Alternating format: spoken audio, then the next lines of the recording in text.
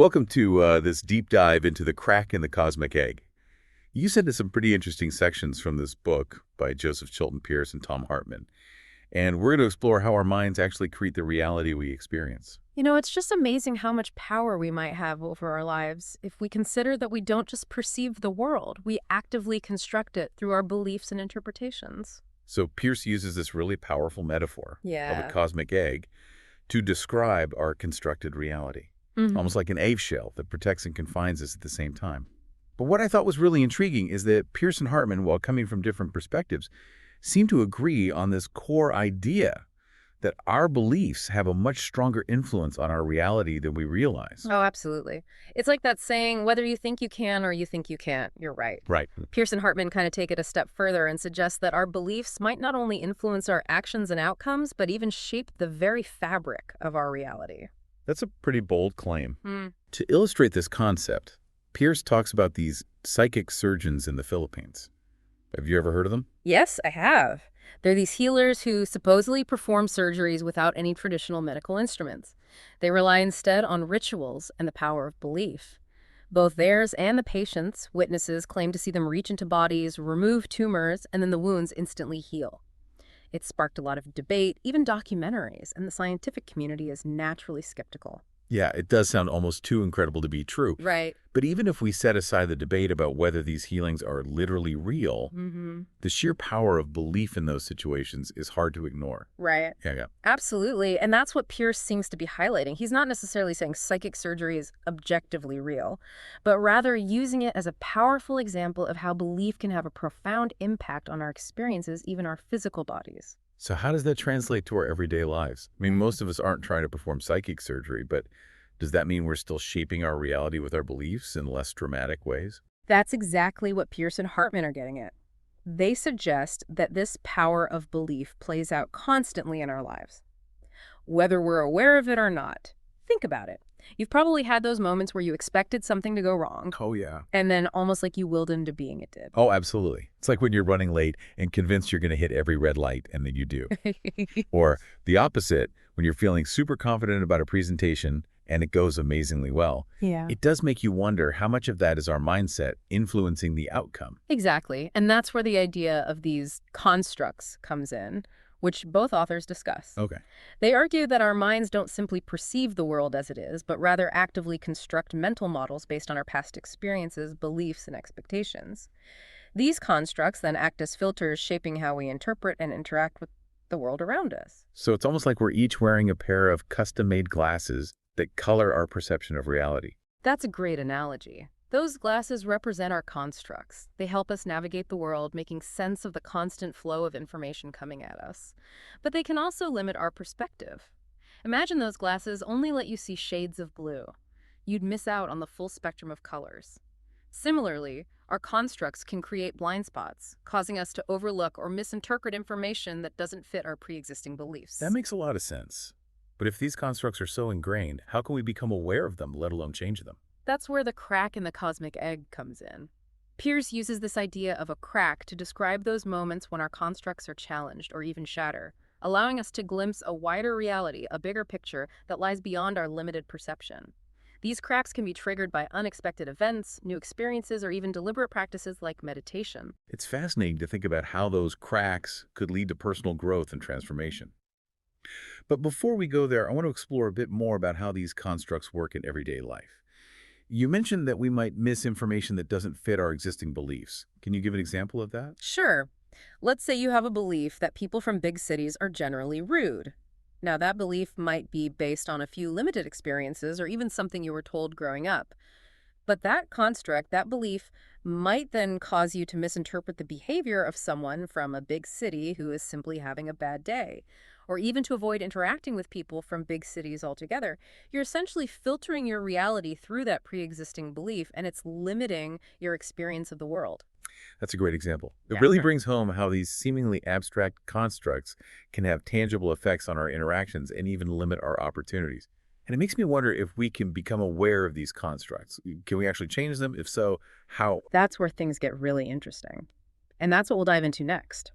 Pearson Hartman offers some compelling ideas about how we can start to reprogram our mental constructs, so to speak, to create a more positive and fulfilling reality. That sounds like a skill worth learning. Yeah.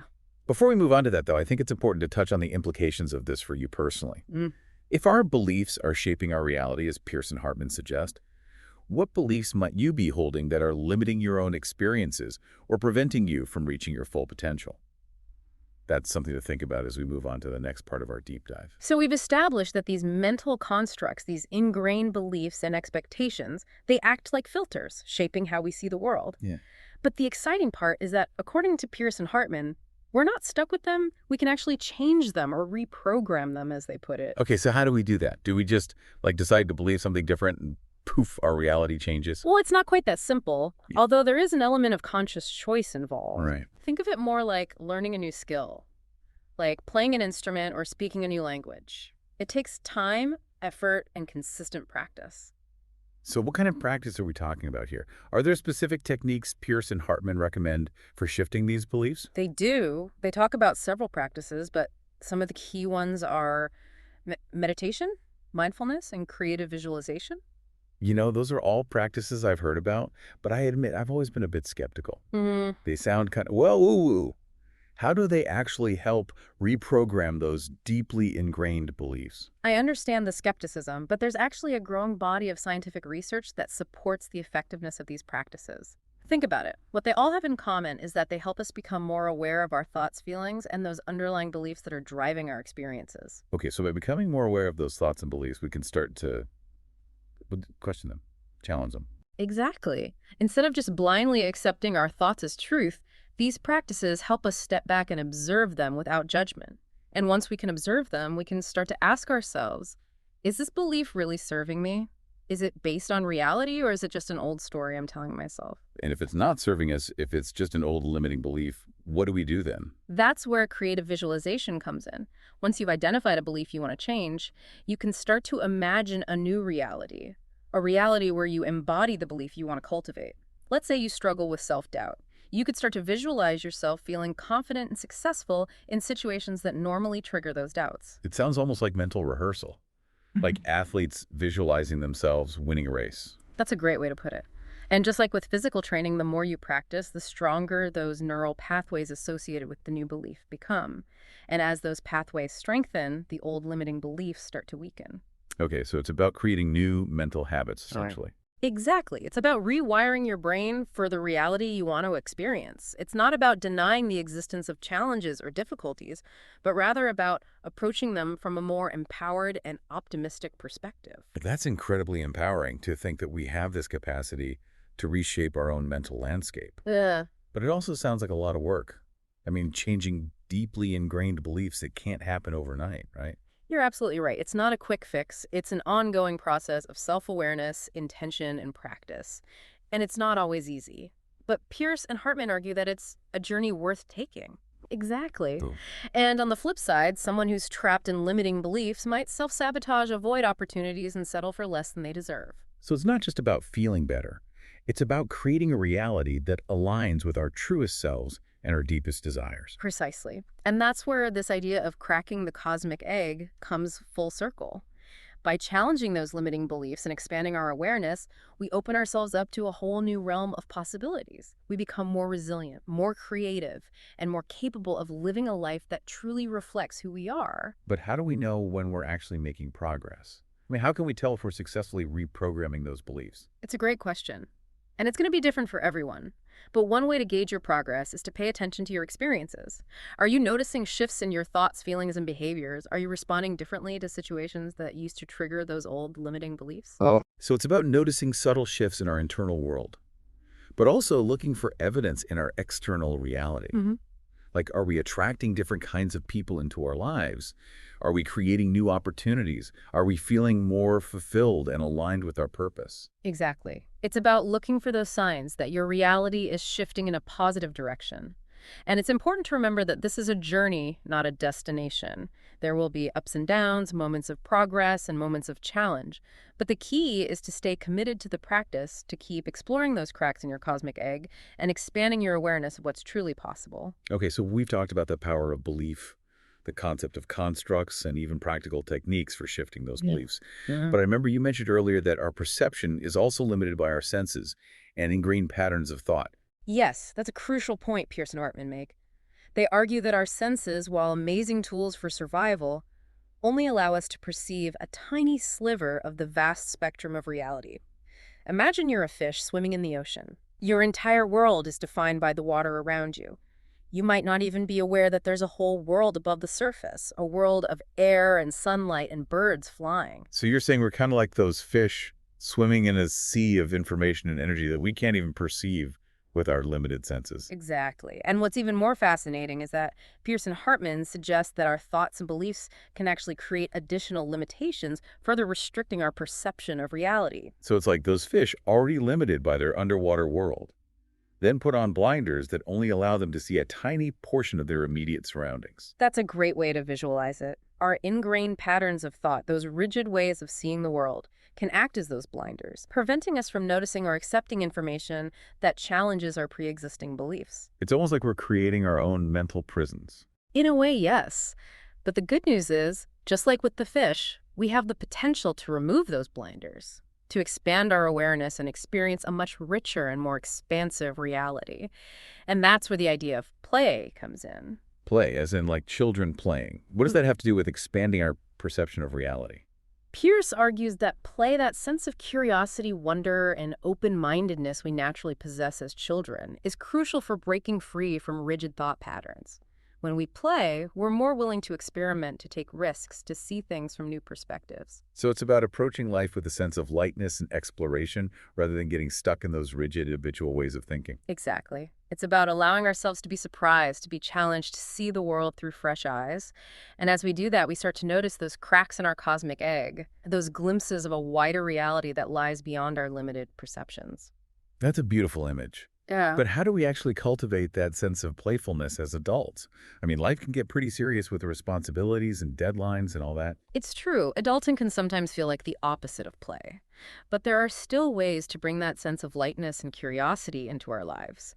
It could be through engaging in creative activities, spending time in nature, trying new things, or simply allowing ourselves to be more spontaneous and present in everyday moments. So it's not about turning our entire lives into a game, but rather about finding those moments where we can let go of our seriousness and allow ourselves to be more open and receptive to new experiences. Exactly. It's about finding that balance between structure and spontaneity, responsibility, and joy.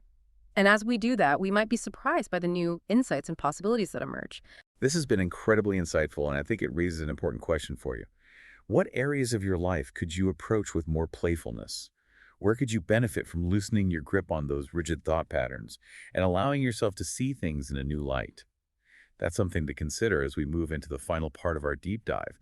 We've covered so much ground in this deep dive into the crack in the cosmic egg, from the power of belief to the limitations of our perception, and even how to potentially reprogram our mental constructs. It's been quite a journey, and I think it all points to a really empowering message, that reality is more fluid and malleable than we often realize. We're not just passive observers, but active participants in creating our own experiences.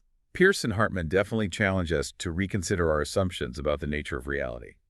But I also keep thinking back to those psychic surgeons we discussed earlier. I'm curious, do you see a connection between those seemingly outlandish examples and the broader message of the book? Absolutely. The psychic surgeon example, even if viewed metaphorically, highlights the extraordinary potential of the human mind to influence reality. Whether or not you believe those surgeries are literally real, the shared belief between the healer and the patient seems to play a crucial role. It does make you wonder, what if we could harness that power of belief in other areas of our lives? Could we actually will ourselves to be healthier, happier, more successful, simply by believing it's possible? Pierce and Hartman certainly suggest that our beliefs have a profound impact on our experiences, but they're also careful to avoid promoting magical thinking. It's not about wishing our problems away, but rather about recognizing the subtle but powerful ways our beliefs shape our perceptions, actions, and ultimately our reality. So it's less about trying to control external circumstances and more about shifting our internal landscape, our mindset, and our beliefs. Exactly. It's about recognizing that we have more agency than we often realize. We're not just victims of fate or circumstance, but active creators of our own lives. And by understanding how our minds construct reality, We can start to consciously shape our experiences in a more positive and empowering direction. This all ties back to that idea of personal growth and transformation we touched on earlier. But I think it also raises a bigger question. If our individual beliefs shape our personal realities, what about our collective beliefs? Do they have the power to shape the reality we experience as a society? That's a fascinating question, and one that both Pierce and Hartman touch on. If we collectively believe in a world of scarcity, competition, and conflict, are we more likely to manifest that reality? It's a sobering thought, but also an empowering one, because it suggests that if we want to create a more just sustainable and peaceful world, we need to start by examining and shifting our collective beliefs. Exactly. It's about recognizing that our thoughts, beliefs, and actions, both individually and collectively, have consequences. They ripple outward, shaping not only our own lives, but the world around us. So what does that mean for us as individuals navigating this complex reality? Where do we even begin? I think it starts with awareness, paying attention to the beliefs that are driving our thoughts, feelings, and behaviors, both individually and as a society. Are they beliefs that are serving us, supporting our well-being, and contributing to a better world? Or are they limiting beliefs based on fear, scarcity, or separation? And once we become aware of those beliefs, Yeah. we can start to challenge them, reframe them, Yeah. and ultimately choose to embrace beliefs that empower us and contribute to a more positive, fulfilling reality. Exactly. It's about recognizing that we have a choice. We can choose to be passive passengers on this journey called life, or we can choose to be conscious creators of our own experience and co-creators of a better world. That's such a powerful message to end on. It's about recognizing our individual and collective power to shape reality and then using that power intentionally and responsibly. It's about remembering that we're not just separate individuals, but interconnected beings sharing this incredible journey together.